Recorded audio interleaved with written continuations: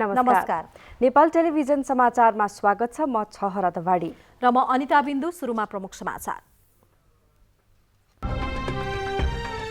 नेपालमा पहिलो पटक प्लाज्मा थेरापी विधिबाट कोरोना संक्रमितको उपचार उत्साहजनक भएको चिकित्सकहरूको भनाई। नेपालमा कोरोनाबाट थप 1 जनाको मृत्यु। पर्सा लगायतका जिल्लामा संक्रमण बढ्न थालेपछि केन्द्रबाट स्वास्थ्य टोली वीरगञ्ज प्रस्थान। कोरोनाको संक्रमण सुरक्षाकर्मीहरूमा पनि बढ्दो संक्रमण देखिएपछि महानगरीय ट्राफिक प्रहरी महाशाखा सिल 300 भन्दा बढी क्वारेन्टिनमा।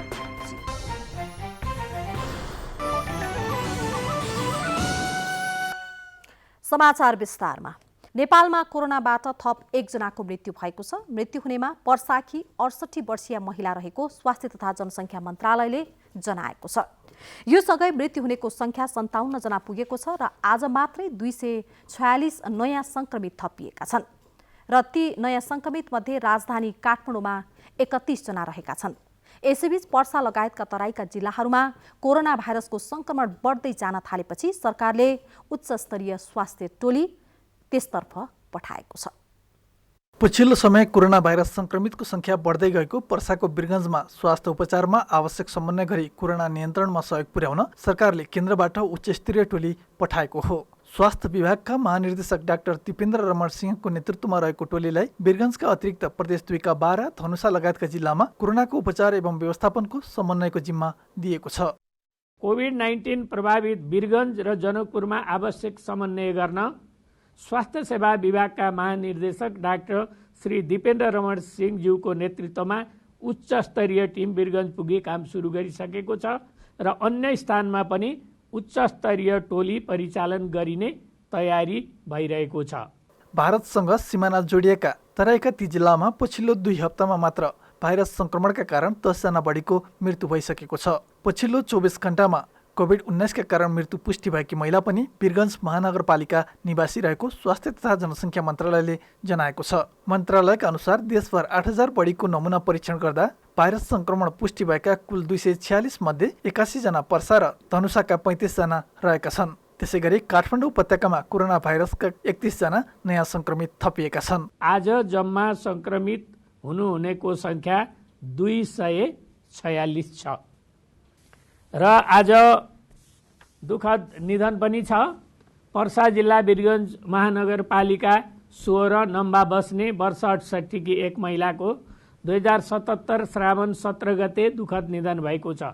यसैबीच मन्त्रालयले कोरोना भाइरसको आरडीटी परीक्षण नगर्न निर्देशन दिएको छ। आरडीटी परीक्षणका कारण देशका विभिन्न अस्पतालमा आकस्मिक सेवा लगायतका सेवा प्रभावित भएको जानकारी प्राप्त भएको भन्दै आरडीटी परीक्षण नगर्न निर्देशन दिएको हो। जनस्वास्थ्य विज्ञहरूले पीसीआर परीक्षणको दायरा बढाउन र आरडीटी परीक्षण बन्द गर्न सुझाव दिँदै आएका थिए। प्रद्युम्न मिश्रको साथमा राजेन्द्र पोखरेल, नेपाल टेलिभिजन। वीरगञ्ज महानगरपालिकामा सीमित रहेको निषेधाज्ञालाई स्थानीय प्रशासनले भोलिदेखि जिल्लाभरि लागू गर्ने निर्देशन जारी गरेको छ। जिल्ला प्रशासन कार्यालय पर्साले साउन 19 गते सोमबार बिहान 5 बजेबाट अनिश्चितकालका लागि जिल्लाको 14 वटै स्थानीय तहमा निषेधाज्ञाको आदेश जारी गरेको छ। जिल्लामा कोभिड संक्रमितको संख्या बढ्दै गएको र संक्रमण समुदाय स्तरमा फैलिने खतरा उत्पन्न भएपछि त्यसलाई रोकथाम गर्न जिल्लाभरि निषेधाज्ञा लागू गरिएको सहायक प्रमुख जिल्ला अधिकारी ललित कुमार बस्नेतले जानकारी दिनुभयो। अति आवश्यक सेवा बाहेक जिल्लामा रहेका उद्योग व्यापार, हाट बजार, पसल, सार्वजनिक तथा निजी यातायातका सवारी साधन बन्द गर्ने निर्णय गरिएको छ।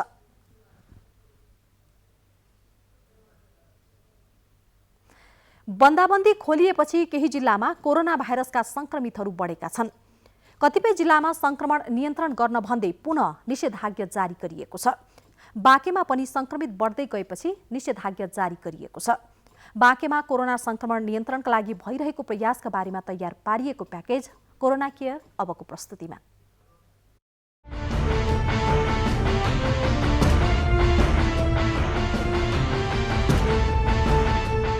बाँकेको नेपालगञ्जमा सरकारी कार्यालय र समुदाय स्तरमा गरिएको कोरोना परीक्षणमा एकै दिन 30 जनामा संक्रमण देखिएपछि जिल्ला प्रशासन कार्यालयले 3 दिनका लागि पूर्ण रूपमा निषेधाज्ञा जारी गरेको छ। सरकारी कार्यालयका कर्मचारी लगायत केही व्यवसायी र सर्वसाधारणमा पनि संक्रमण देखिएको छ। ट्राभल हिस्ट्री समेत नभएकाहरूलाई संक्रमण भएपछि निषेधाज्ञा नै जारी गरेर रोकथाम र नियन्त्रणको प्रयास थालिएको जिल्ला प्रशासन कार्यालय बाँकेले जनाएको छ। सुरुमा 3 दिनका लागि भनेर निषेधाज्ञा गरेका छौँ र यसको कारण भनेको लकडाउन अन्त्य भइसकेपछिका दिनहरूमा हामीले गरेको कोभिड परीक्षणका क्रममा चाहिँ केही ट्राभल हिस्ट्री नभएका र सरकारी कार्यालयमा कार्यरत कर्मचारी र समुदायमा का व्यक्तिहरूमा पनि कोरोना पोजिटिभ हामीले फेला पारेकोले यो समुदाय स्तरमा नफैलोस् र यसलाई फैलावटमा चाहिँ न्यूनीकरण गर्नका लागि र सम्भाव्य जोखिमलाई न्यूनीकरण गर्नका लागि यसको फैलने गति र फैलावटलाई न्यून गर्नका लागि भनेर हामीले निषेधाज्ञा जारी गरेका छौँ। सुरुवाती चरणमा अहिले प्रारम्भिक रूपमा हामीले 3 दिन भनेर भनेका छौँ र यसको नतिजाका आधारमा हामी त्यसपछि थप निर्णय चाहिँ पछि गर्छौँ। बाँकेमा हालसम्म 737 जनालाई कोरोना पुष्टि भएको छ। तीमध्ये 387 जना निको भएर घर फर्किसकेका छन् भने 57 जना आइसोलेसनमा रहेका छन्। कोरोना संक्रमणबाट जिल्लामा 2 जनाको मृत्यु भएको छ। बन्दाबन्दीको समयमा कोरोना पुष्टि भएकाहरूको सम्पर्क स्रोत पत्ता लाग्दै आएको थियो। उनीहरू धेरैजसो भारतबाट आएकाहरू थिए। तर पछिल्ला दिनमा संक्रमण पुष्टि भएकाहरूको ट्राभल हिस्ट्री नभएको र संक्रमितको सम्पर्कमा पुगेको समेत नदेखिएकाले समुदायमै संक्रमण फैलिएको हो कि भन्ने आशंका स्थानीय प्रशासनले गरेको छ। विगतमा सुरुवातमा चाहिँ अलि बढी नै थियो बाँकी जिल्ला नेपालगञ्ज र त्यसपछि चाहिँ क्रमशः त्यो ग्राफ घट्दै आएर हामी एकदम नियन्त्रणको अवस्थामा आइसकेका थियौँ र लकडाउनको अन्त्यपछि फेरि अलि सङ्ख्या बढ्दो क्रममा छ र विशेष गरी पहिले चाहिँ भारतबाट आएकाहरूमा मात्रै संक्रमण देखिन्थ्यो। त्यो भएर हामीले भारतबाट आएकाहरूलाई क्वारेन्टाइनमा राख्ने र उहाँहरूलाई मात्रै निगरानीमा राखेर उपचार सुरु गर्दाखेरि सहज भएको थियो र अब अहिले चाहिँ भारतबाट आएका भन्दा पनि ट्राभल हिस्ट्री नभएका र समुदायकै मान्छेमा त्यो देखिएको हुनाले हामीले अलिक बढी सचेत भएर अलिक बढी तयारीका साथ अलिक बढी रणनीतिक रूपमा तयारी हुनुपर्ने अवस्था देखियो र त्यो तरिकाको हामीले तयारी गर्नुपर्ने देखिया हुनाले हामीले चाहिँ निषेधाज्ञा लगाउनु परेको हो। मान्छेको मुभमेन्टको भने बित्तिकै पक्कै पनि यसको संक्रमण दर र फैलावट कम हुन्छ भन्ने हाम्रो उद्देश्यले चाहिँ हामी यस्तो गरेका हौँ। संक्रमितको संख्या बढ्न थालेपछि जिल्ला प्रशासन कार्यालयले क्वारेन्टाइन र आइसोलेसन सेन्टर विस्तार गर्न स्थानीय तहहरूलाई आग्रह गरेको छ। यसअघि क्वारेन्टाइन र आइसोलेसनको रूपमा प्रयोग गरिएका विद्यालयहरूलाई पुनः प्रयोग गर्नुपर्ने अवस्था आउन सक्ने भएकाले सोही अनुसारको तयारी गर्न पनि स्थानीय तहहरूलाई आग्रह गरिएको छ। क्वारेन्टाइन र आइसोलेसन सेन्टरहरू विद्यालयमै थिए र अहिले बिस्तारै संक्रमणको दर पनि बिचमा कम भएको थियो र अब नियन्त्रणमा आउँछ होला र बिस्तारै विद्यालयहरू पनि सञ्चालन गर्नुपर्छ होला भनेर सबै स्थानीय तहहरूले ती विद्यालयहरू अब बिस्तारै सेनिटाइज गर्ने र पठन पाठनमा उपयोग गर्ने भन्ने खालको उहाँहरूले तयारी गराउनु भएको थियो र फेरि अर्को चरणमा अब नयाँ वेबमा यो संक्रमण दर बढ्ने अवस्था आइसकेपछि हामीले चाहिँ पुनः केही समय सबै स्थानीय तहलाई अनुरोध गरेका छौँ तपाईँहरू क्वारेन्टाइन र आइसोलेसन फेरि तयारी अवस्थामा राख्नुहोस्। यदि अवस्था सामान्य भएछ भने फेरि पठन पाठनको अवस्था अथवा विद्यालय सञ्चालनको अवस्था त्यसपछि सोचौँला र अहिले पूर्वमा यो नियन्त्रण नआइसकेसम्म चाहिँ अब पुनः हामीलाई आइसोलेसन सेन्टर आवश्यक पर्ने भयो र पुनः क्वारेन्टाइन पनि आवश्यक पर्ने भयो भन्ने सन्दर्भमा हामी त्यसरी चाहिँ अहिले तयारी गरेका छौँ र त्यसरी स्थानीय तहसँग समन्वय पनि गरिरहेका छौँ। बाँकेको नेपालगञ्ज नाकाबाट अहिले पनि भारतबाट आउने क्रम जारी छ। उनीहरूलाई होल्डिङ सेन्टरमा राखेर सम्बन्धित स्थानीय तहमा पठाउने गरिएको छ। तर लुकीछिपी प्रवेश गर्नेहरूका कारण केही समस्या देखिएको छ। लुकीछिपी प्रवेश गर्नेहरूको पहिचान गरी सहयोग गर्न स्थानीय तहहरूलाई जिल्ला प्रशासन कार्यालयले आग्रह गरेको छ। धेरै मान्छे भारतमा रोजगारी क्रममा अथवा त्यहाँ काममा हुनुहुन्छ, उहाँहरू फर्कने आउने बाटो यही भएको हुनाले अहिले पनि आउने क्रम जारी छ। झन्डै 150, 200, 300 जनाको हाराहारीमा अहिले पनि आइरहनु भएको अवस्था छ। उहाँहरूलाई हामीले होल्डिङ सेन्टरमा केही समय रोकेर उहाँहरूको सामान्य चेक जाँच र त्यसपछि विवरण अध्यावधि गरेर जुन स्थानीय तहको हो त्यहाँ पठाउने व्यवस्था गरेका हुन्छौँ र त्यही स्थानीय तहमा 14 दिन अनिवार्य रूपमा क्वारेन्टाइन बस्ने शर्तमा पठाउँछौँ। कोरोना संक्रमण नियन्त्रण गर्न अहिले जिल्लामा अत्यावश्यक बाहेकका सम्पूर्ण सेवा बन्द गरिएको छ। यो सँगसँगै जनचेतनामूलक कार्यक्रमहरूलाई प्रभावकारी बनाइदै लगिएको छ। स्थानीय प्रशासनले कोरोना नियन्त्रण गर्न गरिरहेका कामहरूलाई स्थानीयवासीहरूले पनि साथ दिएका छन्। यसले पनि संक्रमण नियन्त्रण गर्न सहयोग पुग्ने विश्वास बाँके प्रशासनले लिएको छ। राजधानीको 72 स्थानमा कोरोना संक्रमण देखिएको छ। राजधानीमा बढिरहेको कोरोना संक्रमण सरकारको संगठित निकाय नेपाल प्रहरी, सशस्त्र प्रहरी र नेपाली सेनामा समेत देखिएको छ। पछिल्लो समय राजधानीको ट्राफिक व्यवस्थापन गर्ने निकाय महानगरीय ट्राफिक प्रहरी महाशाखामा कार्यरत प्रहरी मध्ये 2 जनामा संक्रमण पुष्टि भएपछि महाशाखा सिल गरी अत्यावश्यक सेवा बाहेक सबै सेवा बन्द गरिएको छ। अहिले कोरोनाको संक्रमण राजधानीभित्र पनि बढ्दो छ। राज्यको संगठित निकायहरूमा समेत संक्रमित देखिन थालेको छ। नेपाल प्रहरी, सशस्त्र प्रहरी, नेपाली सेनाभित्र समेत संक्रमितको संख्या बढ्दो छ। नेपाल प्रहरीमा देशभर कार्यरत प्रहरीमध्ये 253 जनामा संक्रमण पुष्टि भएको छ, जसमध्ये 72 जना प्रहरी मुख्यालयमै कार्यरत प्रहरी छन्। यो संख्या अरू बढ्ने देखिएको छ। सशस्त्र प्रहरीमा 131 जनामा संक्रमण पुष्टि भएको छ। यसैगरी नेपाली सेनामा 98 जनामा संक्रमण पुष्टि भएको छ। पछिल्लो समय राजधानीको ट्राफिक व्यवस्थापन गर्ने निकाय महानगरीय ट्राफिक प्रहरी महाशाखामा कार्यरत 2 जना प्रहरीमा संक्रमण पुष्टि भएपछि अहिले महाशाखाको कार्यालयलाई सिल गरिएको छ भने महाशाखा प्रमुखसहित 375 जना ट्राफिक प्रहरीलाई क्वारेन्टिनमा राखिएको छ। अत्यावश्यक सेवा बाहेकका सबै सेवा बन्द गरिएको छ। 1545 जना जनशक्ति रहेको ट्राफिक प्रहरीको 375 जना क्वारेन्टिनमा गएपछि बाँकी जनशक्तिले ट्राफिक व्यवस्थापन सहितका कामहरू गरिरहेका छन्। लकडाउन हटेपछिका दिनहरूमा राजधानी सहित उपत्यकामा संक्रमणको दर बढ्दो छ। लकडाउन हटेपछि उपत्यकाभित्र नै नाकामा कडाई नगरिएकै कारण उपत्यकामा संक्रमण बढेको विज्ञहरूको मत छ। अहिले उपत्यकामा रात्रिकालीन आगमनमा रोक लगाइए पनि अनुगमन प्रभावकारी बन्न नसक्दा बाहिरबाट संक्रमित व्यक्ति समेत सहजै भित्रिरहेको आकलन विज्ञहरूको छ।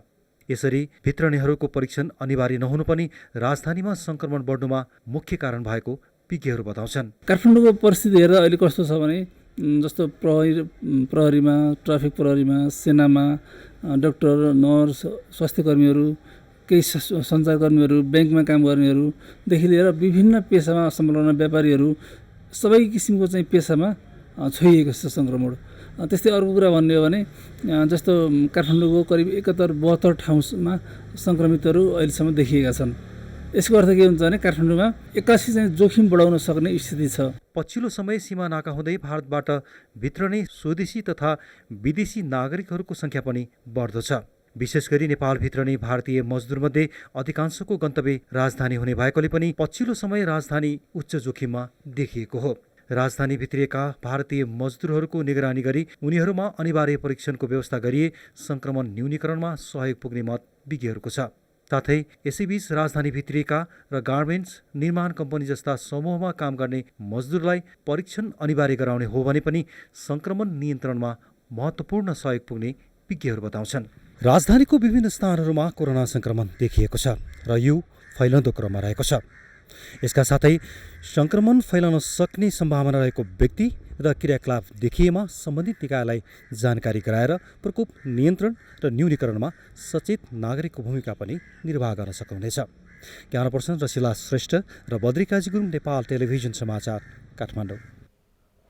नेपालमा पहिलो पटक प्लाज्मा थेरापीबाट कोरोना संक्रमितको उपचार सफल भएको छ। विराटनगरका एक संक्रमित पुरुषलाई निको भइसकेका नुवाकोटका युवाको रगतबाट एन्टिबडी निकाली प्लाज्मा बनाएर गरिएको उपचार सफल भएको हो। सुरुको घटना भयो काठमाडौँको टेकु अस्पतालमा, जहाँ कोभिड-19 का बिरामी नुवाकोटका 28 वर्षीय युवाले 14 दिन उपचार गराएका थिए। उनी निको भएर घर फर्किएको अर्को 14 दिन भएको थियो। यसैबीचमा महाराजगञ्जको शिक्षण अस्पतालमा अर्को घटना भयो, जहाँ 65 वर्षीय कोभिड बिरामीको उपचार हुँदै थियो। फोक्सोले सास फेर्न मुस्किल भएर प्याक भएको अवस्थामा आइसियुमा ती 65 वर्षे बिरामीको उपचार गरिँदै थियो। नुवाकोटका तङ्ग्रिसकेका 28 वर्षीय युवालाई काठमाडौँ झिकाइयो, किनभने कोभिड-19बाट निको भई शरीरमा रोग प्रतिरोधी क्षमता तयार भइसकेको थियो। यस्तो रोग प्रतिरोधी क्षमतालाई एन्टिबडी भनिन्छ। शिक्षण अस्पतालमा रहेका कोभिड-19 का बिरामीलाई दिनुपर्ने उनको एन्टिबडी झिक्न उनलाई धापासीको ग्रान्डी अस्पताल पुर्याइयो।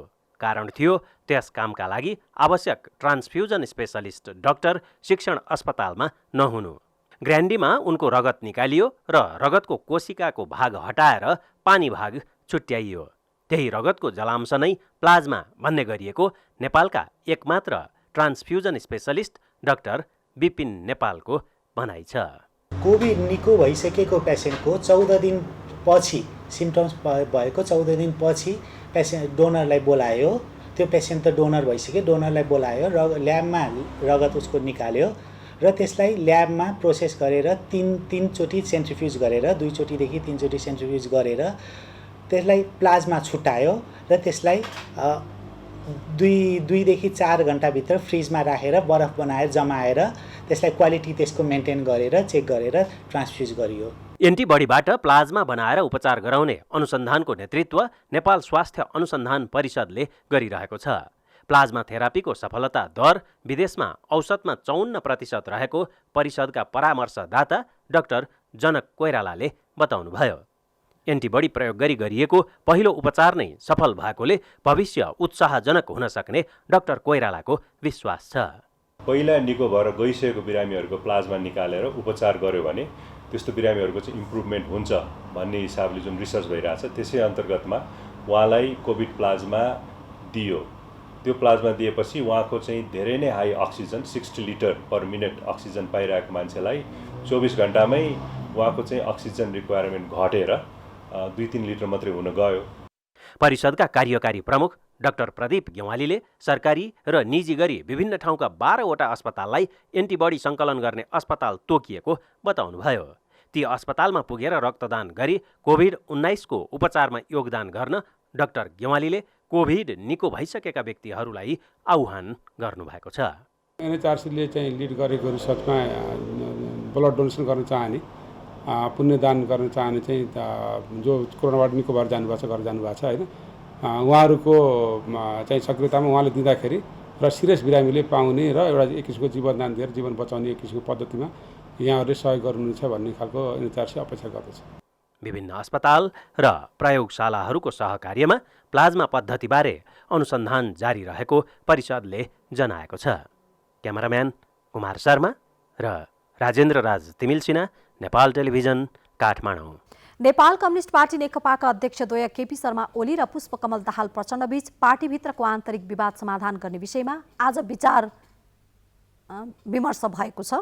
उहाँहरूबीच केही दिन यता संवाद नभएको स्थितिमा प्रधानमन्त्री निवास बालुवाटारमा वरिष्ठ नेता झलनाथ खनाल र संसदीय दलका उपनेता सुभाष नेवाङसहित सघन छलफल भएको हो।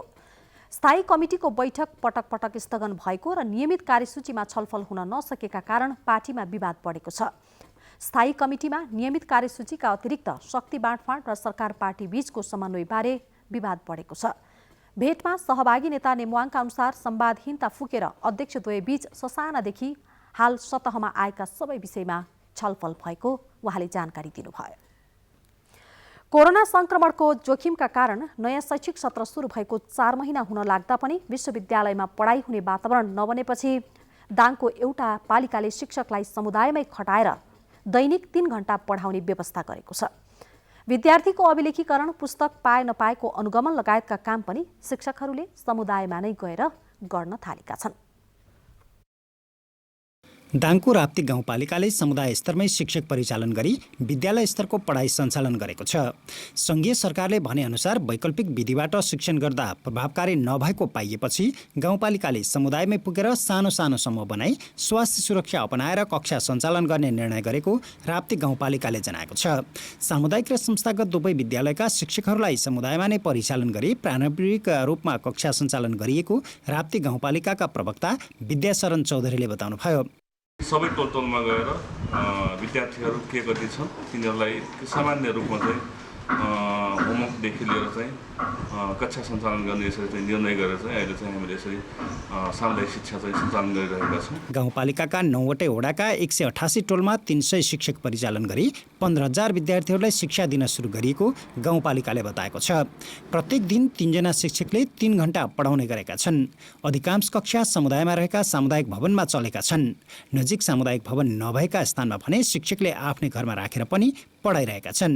केही विद्यालयले भने विद्यार्थीहरूलाई अलग अलग बार अलग अलग समयमा विद्यालयमा बोलाएर सानो सानो समूहमा राखी पढाउन थालेको बताएका छन्।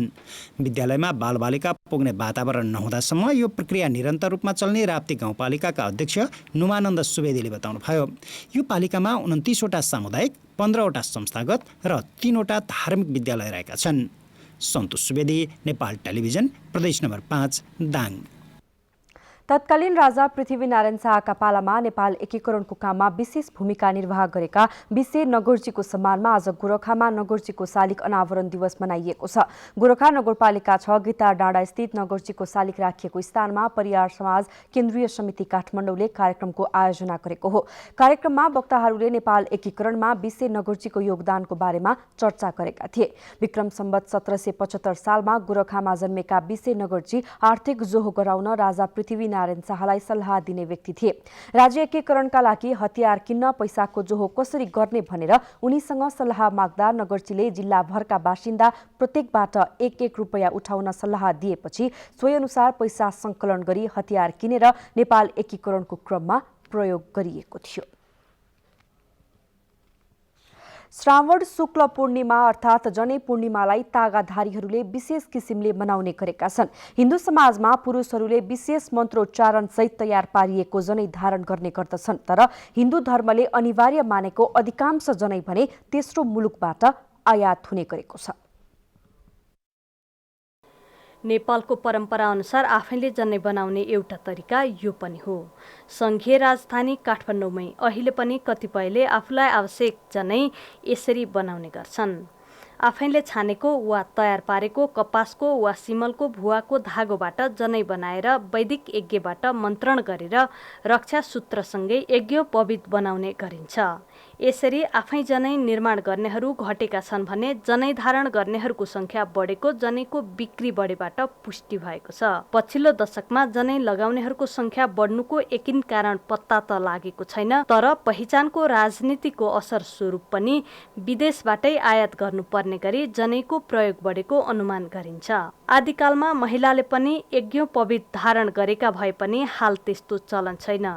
जनैका 6वटा डोराले तागाधारीहरूका 6 कर्तव्य दान लिने दिने, पढ्ने पढाउने र यज्ञ गर्ने गराउने सन्देश बोकेका हुन्छन्।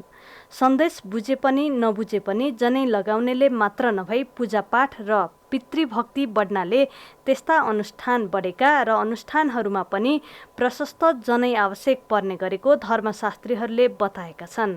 जन्मदेखि मृत्युसम्मका हरेक कर्म गर्नु अघि र धारण गरेको 4 महिनामा जनै फेर्नै पर्छ भन्ने जन्मदेखि मृत्यु पछिसम्मका संस्कारहरूमा पनि जनै आवश्यक पर्दछ। यसरी मन्त्रण गरेको जनै लगाउनाले रोग व्याधि एवं खराब तत्त्वहरूबाट बच्न सकिने धार्मिक विश्वास छ भने जनै धारण गर्नेहरूको आत्मबल र संयम दुवै वृद्धि हुने ठानिन्छ। जसले जनै धारण गर्दछ एउटा व्रतमा आबद्ध हुनुपर्छ। सत्य, अहिंसा, प्रेम, आत्मीयता, सद्भावपूर्ण जीवन यापन गर्छु र यो जनै धारण गरेर मैले लोक कल्याणको भावना साथ म जीवन यापन गर्छु भन्ने एउटा व्रत पनि र निष्ठा पनि हो। यति मात्र नभएर चराचर जगतका जति पनि अधिष्ठात्री देवी देवता पितृकर्महरूलाई पनि योग्य मानिन्छ जनै लगाइसकेपछि पितृतर्पणको लागि र सन्ध्या वन्दनको लागि वैदिक कर्मको लागि यज्ञ मानिन्छ। विधिवत पूजा गरेर रक्षासूत्र धारण गर्यो भनेदेखि वर्षभरि कुनै पनि प्रकारको अशान्ति, उपद्रव, अकाल मृत्यु आदि हुँदैन भनेर भनिन्छ। नेपालमा करिब 2 करोडवटा जनै खपत हुने व्यापारिक अनुमान छ। त्यसका लागि वार्षिक रूपमा 20 करोड रुपैयाँ भन्दा बढी खर्च हुने गर्दछ। करिब 2 करोड थान जनै मध्ये 60% जनै तेस्रो मुलुकबाट आयात हुने गरेको छ। मोटामोटी रूपमा 2 करोड जति जनै खपत हुन्छ। यसको चाहिँ मूल्य करिब 20 करोड बराबरको चाहिँ यो हुन्छ र यसमा चाहिँ 30% हामी आफै उत्पादन, नेपालमा उत्पादन, महिलाहरूले विभिन्न समुदायहरूले विभिन्न उसबाट चाहिँ उत्पादन हुन्छ भने यसबाट बाँकी रहेको चाहिँ बाहिरबाट भारतबाट चाहिँ आयात हुन्छ। थोरै लगानीमा बनाउन सकिने जनैको नेपाली उत्पादन बढाउन सके तेस्रो मुलुकबाट आयात गर्नुपर्ने बाध्यता भने हट्ने थियो। क्यामेरामा कृष्णहरि वखुन्छेका साथ सलोजा दाहाल, काठमाडौँ। वन तथा वातावरण मन्त्रालयले यस वर्ष देशभर करिब 3 करोड 70 लाख बिरुवा उत्पादन गरी वृक्षारोपण कार्यक्रमलाई प्रभावकारी रूपले अघि बढाइएको जनाएको छ। मन्त्रालयले आज आयोजना गरेको मन्त्रालय स्तरीय समस्या समाधान समितिको बैठकमा हालसम्म 2970 हेक्टर जमिनमा वृक्षारोपण गरिसकिएको र भदौ 15 गतेसम्म वृक्षारोपण कार्यलाई जारी राखिने जानकारी दिएको छ। त्यसबखत वन तथा वातावरण मन्त्री शक्तिबहादुर बस्नेतले वनबाट समृद्धि हासिल गर्ने उद्देश्य अनुरूप वैज्ञानिक वन व्यवस्थापन लगायतका कार्यक्रम लागू गरिएको बताउनुभयो। दिगो वैज्ञानिक वन व्यवस्थापनको पार्ट हो। यसलाई दिगो भने पनि वैज्ञानिक भने पनि जे भने पनि यो वन व्यवस्थापनको एउटा पार्ट हो। यसको स्पेशल कुरा भनेको हामीले काठ जन्य वन पैदावारको व्यवस्थापनको प्रस्तुत लगायतको यो पार्ट। दोस्रो हाम्रो जडीबुटी विकास कार्यक्रम, तेस्रो हाम्रो कृषि वन कार्यक्रम। कृषि वन कार्यक्रममा कम्तीमा पनि 7वटा प्रदेशहरूमा एक-एकवटा हामीले चाहिँ नमुना आयोजनाहरू सञ्चालन गर्ने भन्ने कुरा थियो। त्यसबखत वन तथा वातावरण मन्त्रालयका सचिव डाक्टर विश्वनाथ ओलीले विकास निर्माणका कामलाई अझै प्रभावकारी र सहज बनाउन वातावरण प्रभाव मूल्याङ्कन गर्ने प्रक्रियालाई सरलीकृत बनाइएको जानकारी दिनुभयो।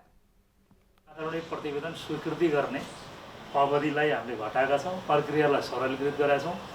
थ्रेसहोल्डलाई सम्बन्धित लाइन मिनिस्ट्रीले जे भन्नुभएको छ हामीले कुनै तलमाथि गरेका छौँ। वातावरण संरक्षण निवालीमा विकासी मन्त्रालयहरू जे आफ्ना थ्रेसहोल्ड ल्याउनु भएको छ त्यही चिज त्यहाँ इन्लिस्टेड छ।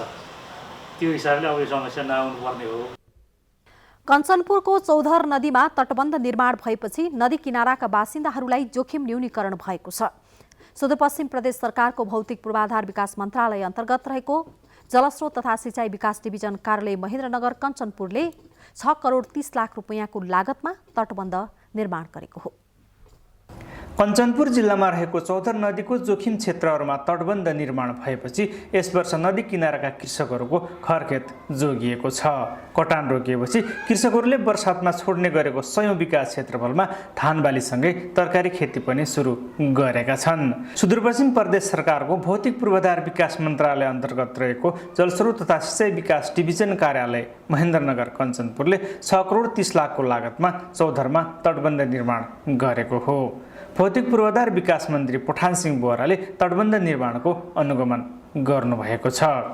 चौधरको तटबन्धले जमिनको ठूलो हिस्सा कटान र डुबानबाट जोगिएको भन्दै अन्य क्षेत्रहरूमा समेत कर्मिक रूपमा तटबन्ध निर्माणको काम हुने मन्त्री बोहराले बताउनु भएको छ। केही नमुना तटबन्धहरू गर्ने भन्ने कार्यक्रम अन्तर्गत हाम्रो यो चौधर नदी पनि हो कञ्चनपुरको।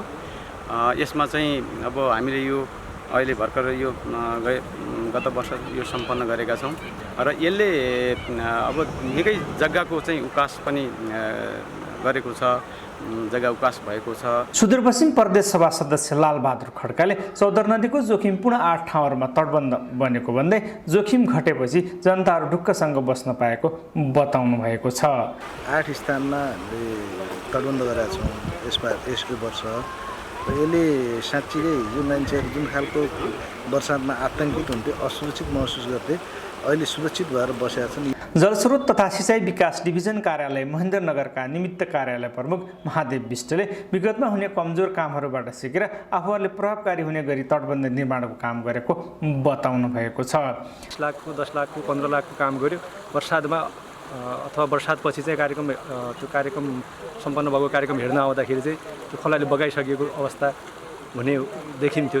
एकमुष्ट रूपले चाहिँ अब 6 करोडको यहाँ यो सदर नदीमा चाहिँ योजना बनाउने भनेर हामीलाई चाहिँ त्यो किसिमको निर्देशन भयो थियो। तटबन्ध निर्माणका कारण आफूहरूको खरखेत जोगिएको भन्दै स्थानीय बासिन्दाहरूले सरकारले नदीको सबै कटान र डुबान क्षेत्रहरूमा यस्तै प्रभावकारी कामहरू गर्नुपर्ने बताएका छन्।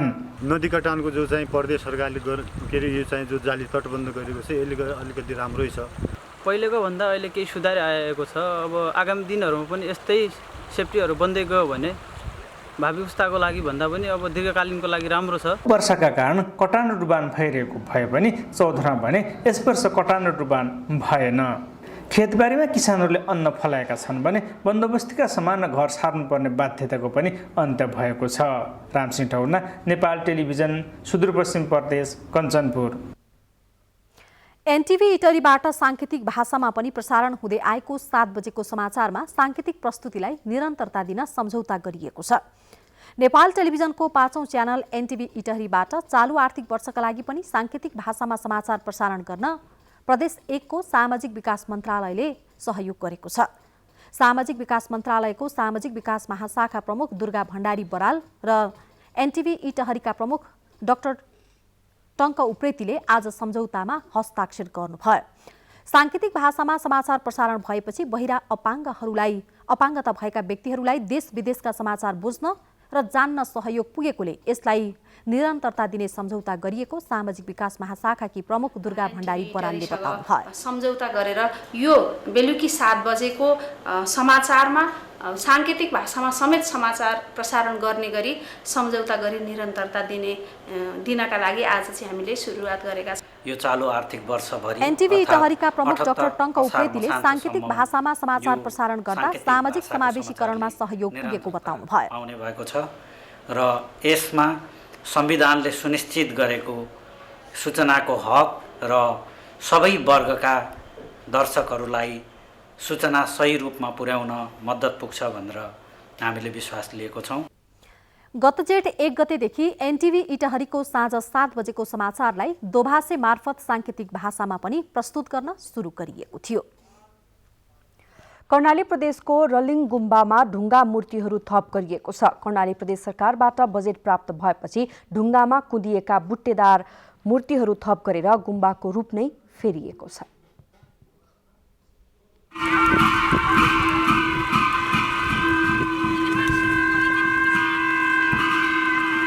कर्णाली प्रदेशको अर्गानिक जिल्ला भनेर चिनिने हुम्ला जिल्ला धार्मिक तथा पर्यटकीय तीर्थस्थलको रूपमा समेत चिनिने गरेको छ। यस जिल्लालाई धार्मिक तथा पर्यटकीय जिल्लाको रूपमा चिनाउन रलिङ गुम्बाले समेत महत्त्वपूर्ण भूमिका खेलेको छ। अहिले रलिङ गुम्बाको रूपमा निखरता ल्याउन स्टोन कार्बनको अवधारणा समेत ल्याइएको छ। सिमिकोट गाउँपालिकाभित्र पर्ने रलिङ गुम्बामा स्थापना गरेको स्टोन कार्बन अवधारणाले गुम्बाको मुहार समेत फेरेको छ। पछिल्ला वर्षहरूमा रलिङ गुम्बा दर्शन गर्न आउने पर्यटकहरू बढेसँगै पर्यटकहरूको बसाइ यादगार बनाउनुका साथै आनन्दित बनाउन नयाँ रणनीति अपनाइएको छ। गुम्बामा पर्यटन भित्र्याउन गुम्बा व्यवस्थापन समिति निरन्तर लागि परेको छ। समितिले आन्तरिक तथा बाह्य पर्यटक भित्र्याउन नयाँ उपाय अपनाइरहेको छ। यही उपाय मध्येको एउटा स्टोन कार्बनको सुन्दरता देखेर यहाँ आउने हरेक मानिस दङ्ग देखिन्छन्। अब यो काम चाहिँ पहिला र अहिलेकोमा चाहिँ धेरै फरक देखेँ मैले चाहिँ। म अस्ति जेठमा आएर पनि यति थिएन, अहिले त नसोचेको जस्तो भयो यो चाहिँ है। देख्दाखेरि पनि तपाईँको फर्स्टमै तपाईँको एकदम यहाँ मुनि पुग्ने अलिकति सरप्राइजिङली भयो सबै त। यो चाहिँ धेरै गुम्बालाई आकर्षण बनाउन विभिन्न उपाय अपनाइएको छ। गुम्बाको अगाडि विभिन्न प्रकारका बुट्टेदार ढुङ्गा राखिएका छन्। यहाँको बाटोमा समेत बुट्टेदार ढुङ्गा रहेका छन्। गुम्बाको विभिन्न स्थानहरूमा दर्शन गर्न 2000 ढुङ्गा बुद्ध धर्मलाई स्मरण गर्न र मन्त्रोच्चारण गर्न ढुङ्गा कुदेर राखिएको छ। यसो गर्दा यहाँ आउने हरेक मानिसलाई सहज मात्र होइन, गुम्बाको सुन्दरता निहाल्न समेत सहयोग पुगिरहेको छ। रलिङ गुम्बा नेपालकै ऐतिहासिक गुम्बा हो। मानिसहरूले यो गुम्बाको महिमा बारे जानकारी नपाउँदा यो गुम्बा ओझेलमा परेको छ। सम्बन्धित पक्षले गुम्बाको उचित प्रचार नहुँदा कुहिरो भित्रको काग जस्तै बनेको छ। पछिल्लो समय मानिसलाई गुम्बाको बारे जानकारी दिन र यस क्षेत्रको सेरोफेरोलाई दर्शन गर्न योग्य बनाउन गुम्बा व्यवस्थापन समिति लागि परेको गुम्बा व्यवस्थापन समितिका सचिव छिरिङ लामाको भनाइ छ। अहिलेको लकडाउनले गर्दा हामी जेठको 14 गते सम्झौता गर्यो, असारको 20 गतेभित्र हामीले धेरै मान्छेहरू श्रम जुटायो अनि लामाहरू पनि रात दिनै काम गर्यो।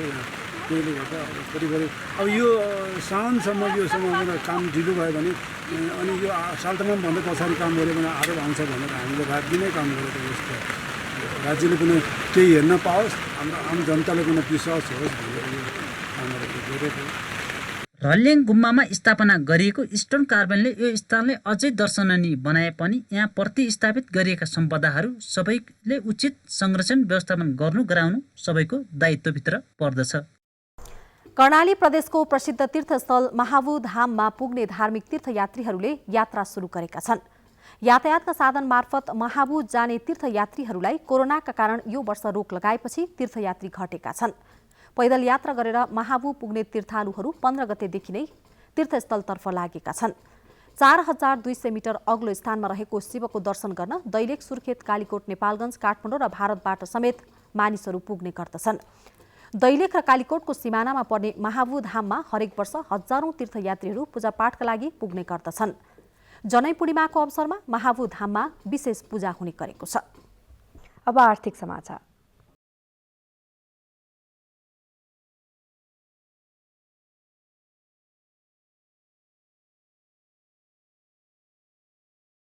नेपाली बजारमा सुनको मूल्य बढ्ने क्रम रोकिएको छैन। कोरोना संक्रमणका कारण लगातार उकालो लागेको सुन नेपाली बजारमा साताको पहिलो दिन आज 1 तोलामा 300 रुपैयाँले बढेको छ। नेपाल सुन चाँदी व्यवसायी महासंघका अनुसार आज सुन प्रति तोला 79,600 रुपैयाँमा कारोबार भयो।